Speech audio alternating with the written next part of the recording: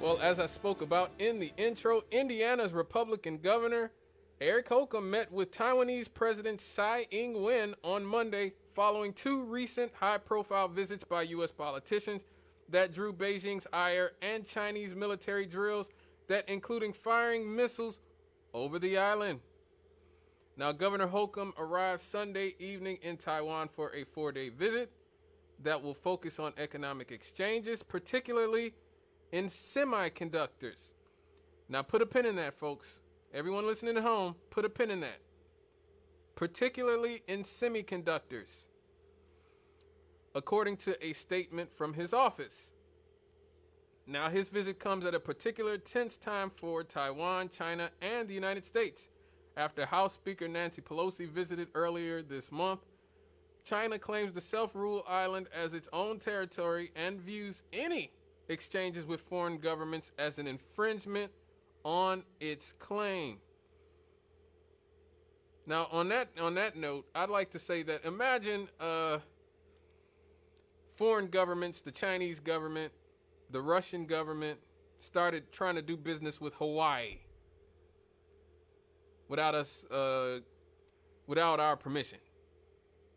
How do you think the United States would react to that? I think we already know. Now let's go forward.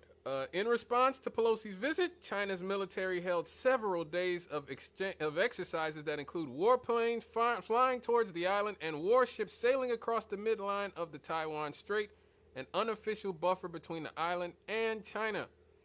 China also imposed visa bans and other sanctions on several Taiwanese political figures, though it is unclear what effects the sanctions will have.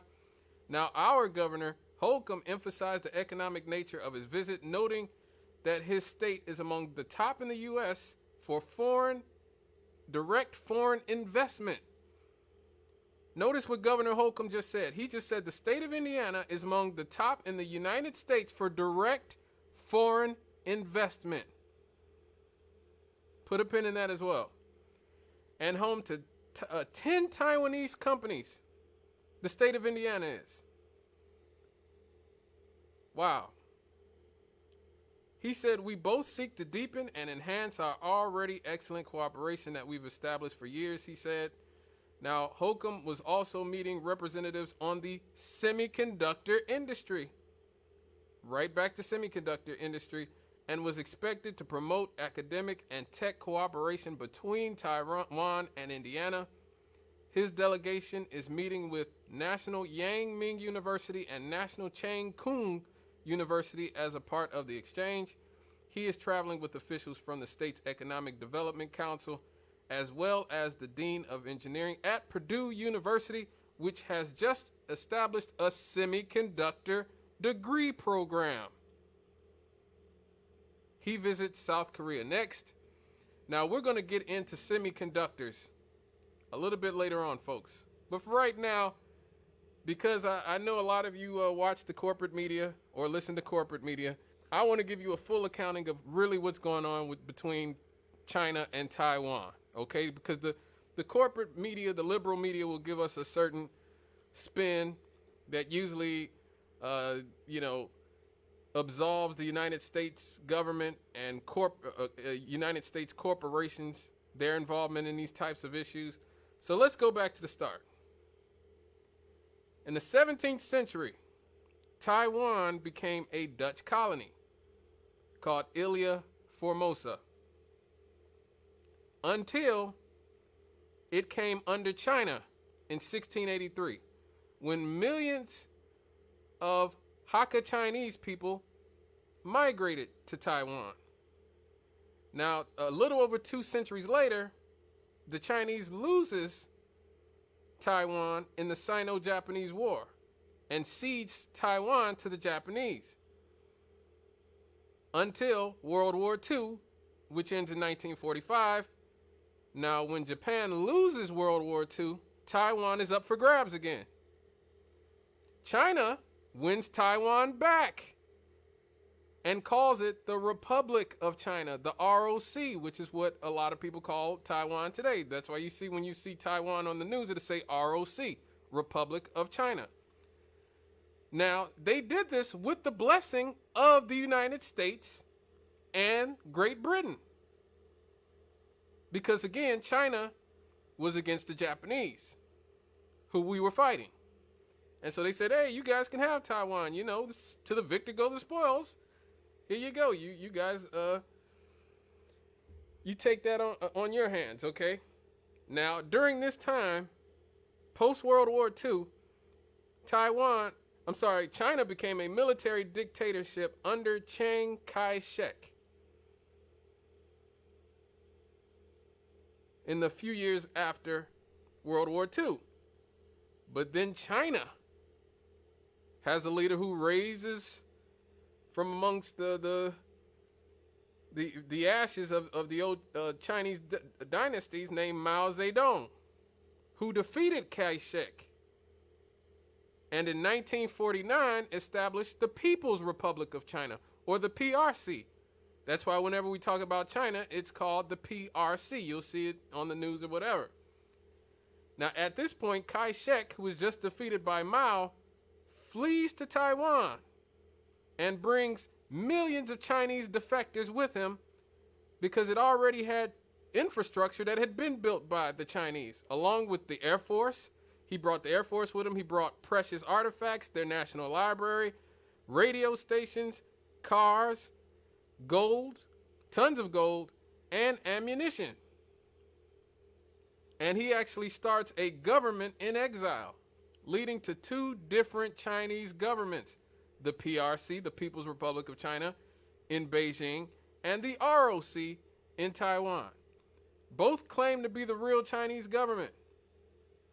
Now, at this point, China becomes communist under Mao Zedong, and so we like, you know how we said you guys can have Taiwan? Well, we take it back. Taiwan is China now. Taiwan is the real China. That's what we respect because, you know, we gave it to Kai-shek, not Mao Zedong, the communist. So the West recognizes Taiwan as the only China at this point. Taiwan sees an economic boom during the Cold War.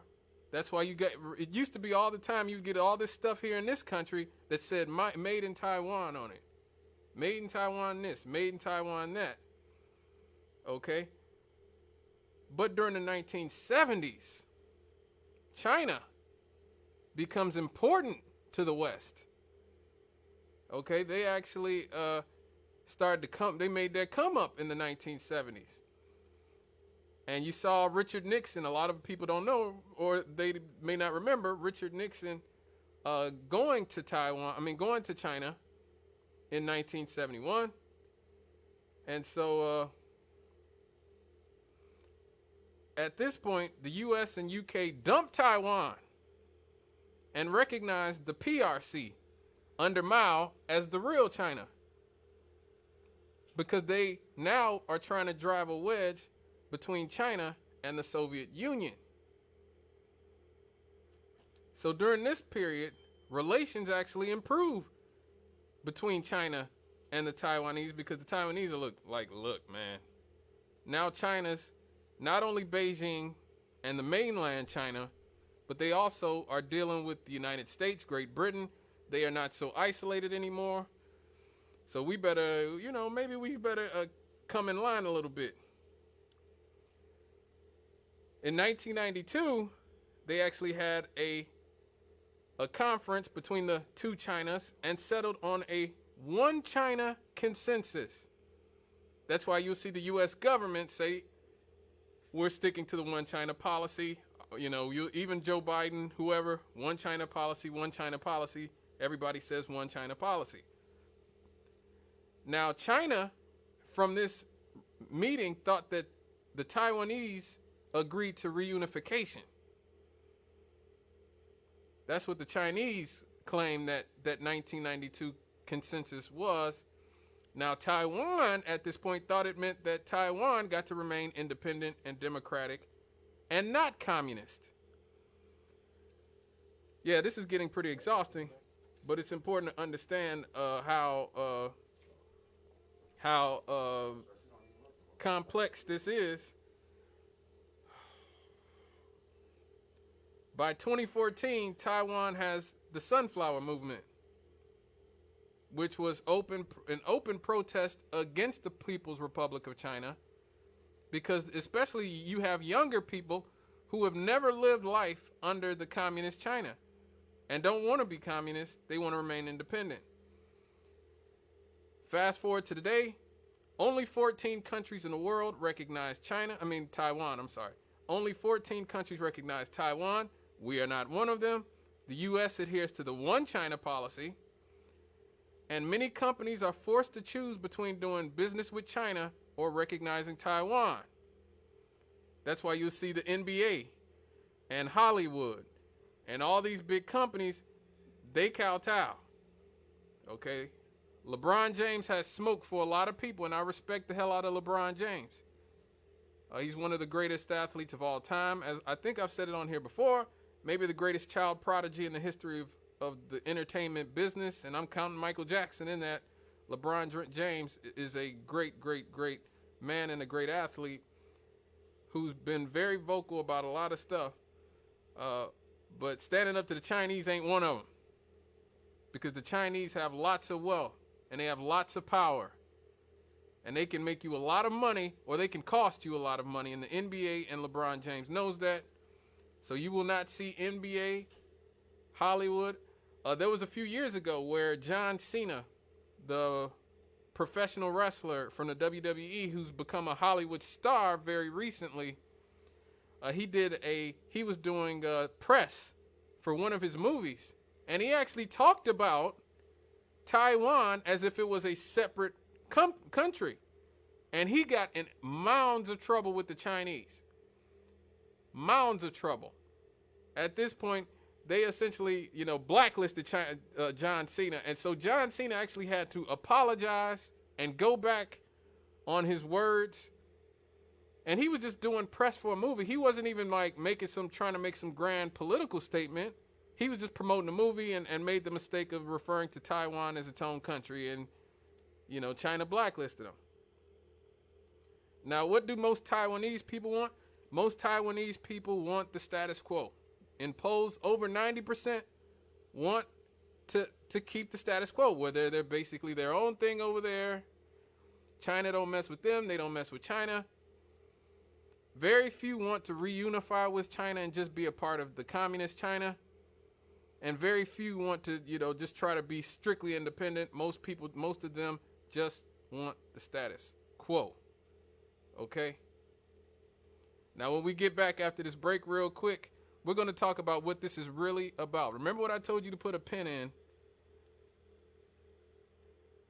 earlier in the segment? We'll be right back here on Issues and Answers on WLTH 1370 AM. I'm Scott Cannon, bringing you the news.